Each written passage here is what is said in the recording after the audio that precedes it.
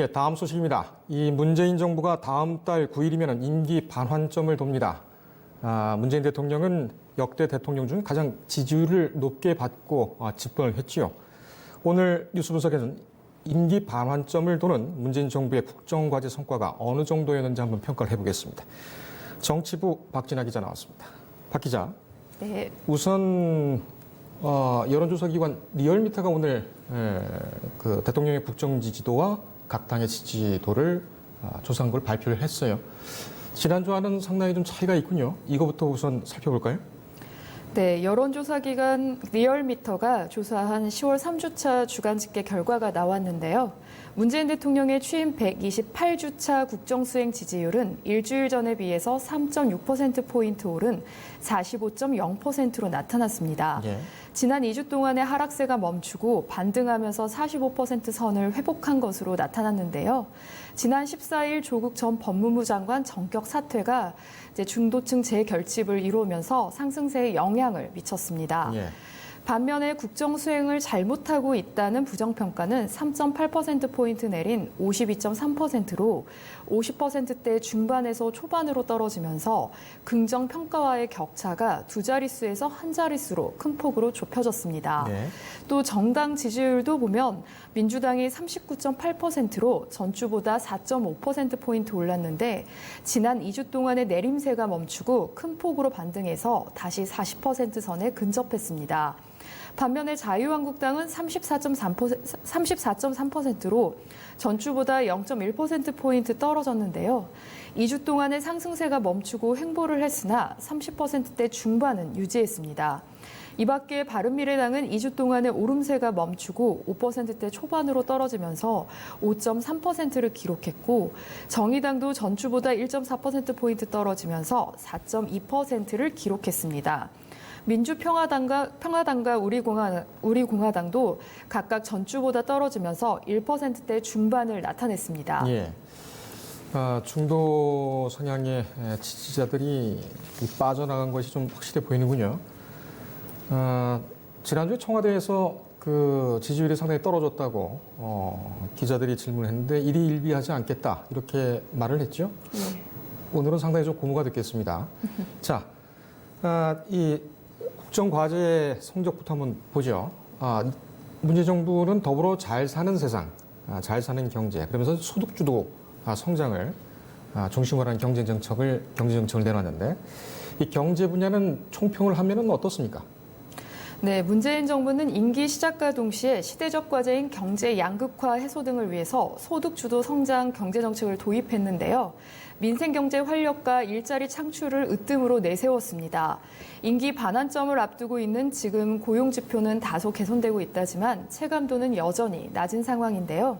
일단 지표로 본 고용 현황은 나쁘지 않습니다. 통계청에 따르면 지난 9월 취업자 수는 2,740만 4천 명으로 지난해 같은 기간보다 34만 8천 명이 늘면서 2개월째 증가세를 이어가는데요. 반면에 실업자는 88만 4천 명으로 지난해 같은 시기보다 14만 명 줄었습니다. 하지만 이 같은 고용지표 개선은 억지 성과라는 비판이 뒤따르고 있는데요. 경제활력 제고에 따른 질적 개선보다 재정 투입에 힘입은 바가 크기 때문입니다. 일자리 수 증가는 기저효과 측면이 크고 증가한 일자리를 보더라도 재정을 투입된 노인 일자리와 복지 일자리 위주로 늘어났기 때문입니다. 때문에 고용 지표가 개선됐다고 하더라도 국민이 체감하는 경기는 여전히 암울한데요. 전문가들은 일자리 예산을 늘리는 대신 늘리는 데 치중하는 것보다 가장 일자리가 많이 늘어나는 기업이 투자를 늘리게 하는 산업계 혁신에 재정 투입 방점을 찍어야 한다고 조언하고 있습니다. 예. 하반기 들어서면서 일자리라든지 이런 것이 좀 좋은 지표로 나타나고 있는 것 같은데 전문가들의 평가는 좀 박하군요. 예. 복지 얘기를 안 할 수가 없습니다. 뭐 여러 가지 산업재해라든지 대형 재난 뭐 이런 것이 맞물리면서 이 포괄적 복지 상당히 좀 중시가 됐는데 복지는 어떤 평가를 받고 있습니까? 네, 문재인 정부는 아동수당의 보편적 지급과 이른바 문재인 케어라고 불리는 건강보험 보장성 강화 등 맞춤형 사회보장 정책을 추진하면서 포용적 복지국가 기틀을 마련했다라는 평가를 받고 있는데요. 문재인 정부의 복지 정책 중에 가장 중요한 성과를 꼽자면 단연 건강보험 보장성 강화 대책입니다. 문재인 대통령 이름을 전면에 내세울 정도로 건강보험 보장성 강화 대책에 대한 정부의 의지는 확고했습니다. MRI, 초음파 등 2,880여 개의 비급여 대상을 모두 건강보험에 적용하는 등 건강보험 보장성을 강화했는데요. 이 밖에 아동수당 도입과 기초연금 인상 등 주요 성과도 꼽히는데 다만 복지 분야에서는 연금의 지속 가능성을 위한 국민연금 개혁이 여전히 제자리 걸음이면서 아쉬움을 남기고 있습니다. 아울러 복지 사각지대 해소를 위한 주거복지 정책도 미흡한 점이 많아서 향후 보완책이 시급하다는 지적입니다. 예. 그렇다면 이번에는 그 국민이 중이다, 주권자는 국민이다라는 그런 헌법적 정신에 기반을 둔 권력개혁 이 사안 좀 살펴보겠습니다. 하반기로 들어서면서 국정 지지도를 끌어내리기도 하고 또 끌어올리기도 했던 그런 과제 아니겠습니까? 뭐 아직 검찰개혁이라든지 아직 많이 남아있긴 합니다만 어떤 평가가 지금 나오고 있습니까? 네, 문재인 정부는 박근혜, 최순실, 국정농단을 향한 국민들의 분노로부터 출발을 했기 때문에 권력기관의 민주적 개혁을 추진했는데요. 국민이 주인인 정부를 위해서 소위 4대 권력기관인 국가정보원, 대검찰청, 경찰청, 국세청 등 권력기관 개혁에도 박차를 가했습니다. 하지만 국회의 높은 벽을 넘지 못하고 있는 것이 현실인데요. 따라서 국회 법제화가 뒷받침되지 않는 권력기관의 셀프 개혁은 언제든지 원상복귀 될 수 있다는 우려가 끊이질 않고 있습니다. 대표적인 예로 검찰과 경찰 개혁을 살펴보면 문 대통령은 취임 후에 조국 서울대 교수를 청와대 민정수석으로 발탁을 해서 검경 수사권 조정과 고위공직자 비리수사처 설치 등을 추진을 했고 조 교수를 법무부 장관으로 끌어올리면서 사법개혁을 마무리하려고 했습니다. 그러나 조 전 장관이 가족의 각종 불법행위 의혹 등이 휩싸이면서 물러났고 현재는 문 대통령 본인이 직접 사법개혁을 끌고 가겠다는 의지를 보이고 있는데요. 그러나 검찰개혁의 핵심인 공수처 설치를 두고 야당은 완강히 반대를 하고 있고 여당 내에서도 검찰 출신 중심으로 반대 목소리가 나오면서 성과를 낼 수 있을지 의문입니다. 또 경찰개혁의 시작인 비대한 경찰 권한을 광역지자체와 나누려는 자치경찰제 역시 국회에서 멈춰 있으면서 권력기관 개혁을 마무리 지을 수 있을지는 미지수입니다. 예. 외교안보 쪽 성과는 뭐 지금 문재인 정부가 가장 자신 있다 하는 부분 아니겠습니까? 지금 북미 정상회담이 잠깐 침체기에 있는데 이 부분에 대해서는 어떻게 평가가 되고 있습니까? 네, 집권 초 평화와 번영의 한반도를 5대 국정 목표 중 하나로 내세웠던 문재인 정부는 임기 전반에 북한 핵 문제 문제와 그런 경제사회 문화 등 광범위한 교류를 위한 주춧돌 놓기에 성공했다라는 평가는 누구도 부인할 수 없는데요.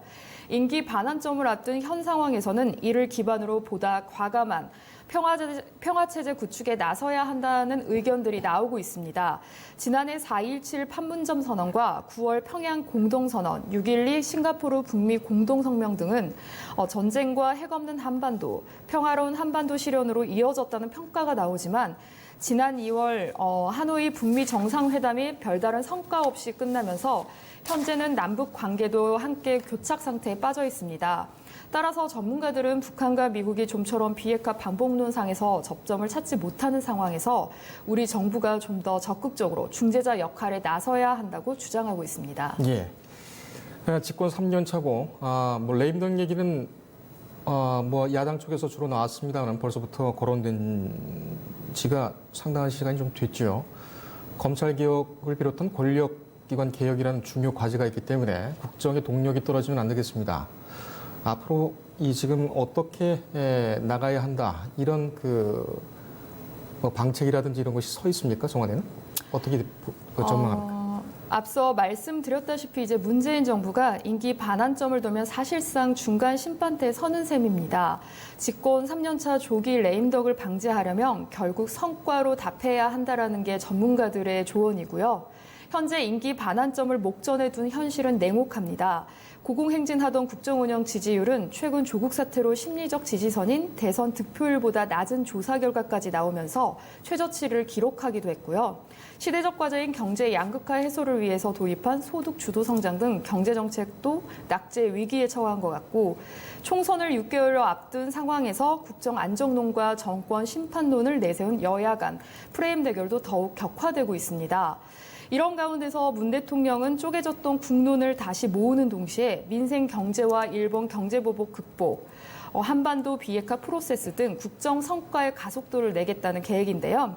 전문가들의 임기 반환점과 함께 경제지표 상승, 북핵 실무 협상 진전 등 구체적인 성과가 있어야 조기 레임덕 우려를 벗어날 수 있을 것이라고 입을 모으고 있습니다. 예.